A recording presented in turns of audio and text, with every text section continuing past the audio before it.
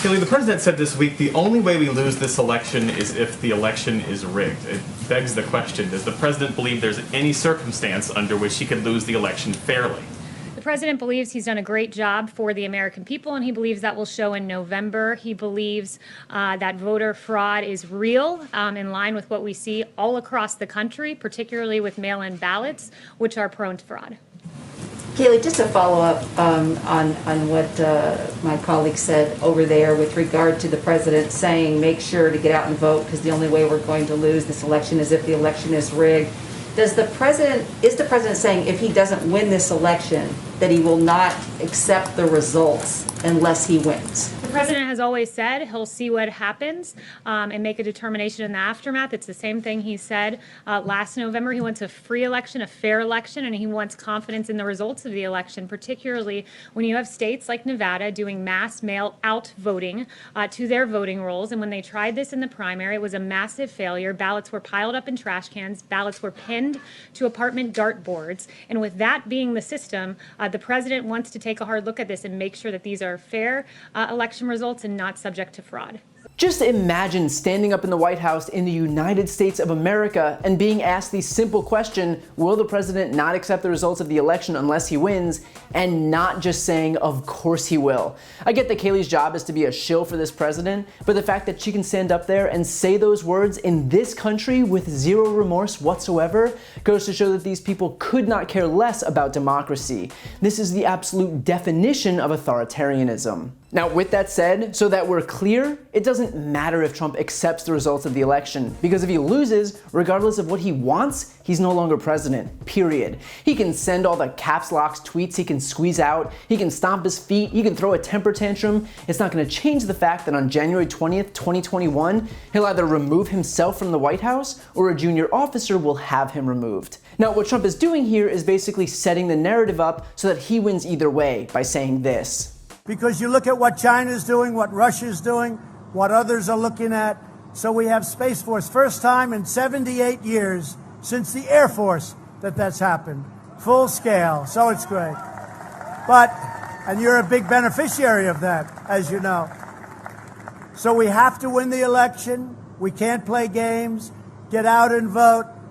Do those beautiful absentee ballots, or just make sure your vote gets counted. Make sure, because the only way we're going to lose this election is if the election is rigged. Remember that. It's the only way we're going to lose this election. So we have to be very careful. That the only way he loses is if it's rigged. Meaning if he wins, great, he wins. And if he loses, well then it was rigged. So obviously it can't count. You could not get any more despotic if you tried. And yet crickets from the right. Not a single word from the purported party of the Constitution. Now might be a good time to remind everyone that Republicans claimed Obama was a dictator because he tried to get people health care. And of course, the reason he gives for this impending fraud is mail-in ballots. You want an indication of just how hypocritical Trump and his administration are on this?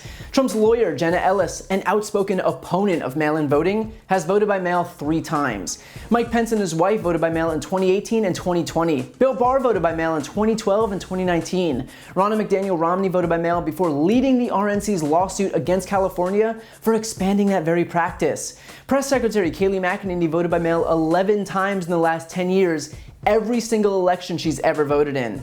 Jared, Ivanka, and Melania Trump all attempted to vote by mail in 2017 and all didn't follow proper protocol to have their votes counted. Now demoted campaign manager Brad Parscale voted by mail in 2018 after not voting at all in 2016 when his current boss was on the ballot. Betsy DeVos, Larry Kudlow, Wilbur Ross, Kellyanne Conway, Alex Azar, campaign manager Bill Stepien, all voted by mail. Even Trump himself voted by mail just this month in the Florida primary.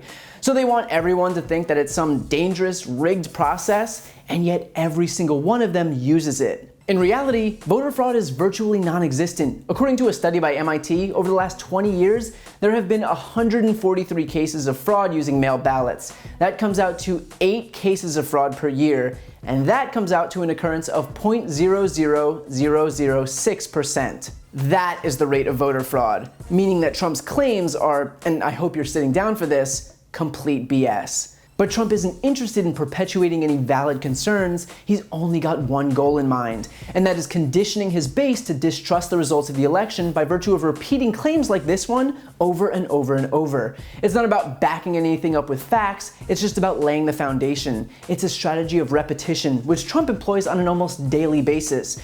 Just like he repeated complete and total exoneration on a daily basis, and lock her up, and witch hunt, none of those are true, but again, it's not about the truth, it's just about saying them until people start to believe it. It's branding and marketing from a guy whose only area of expertise is branding and marketing. Not governing, not working to solve problems, not being honest or trustworthy, just selling propaganda to the American people that will ultimately benefit him. So he can continue to gaslight his supporters, he can sow distrust and whip his fans into a frenzy and undermine our democracy, but at the end of the day, it doesn't matter if he accepts the results of the election, because who wins isn't up to him, it's up to us. And he'll wish that he spent all of this time actually making his case to the American people, instead of proving to everyone just how desperate he was to turn this country into a dictatorship.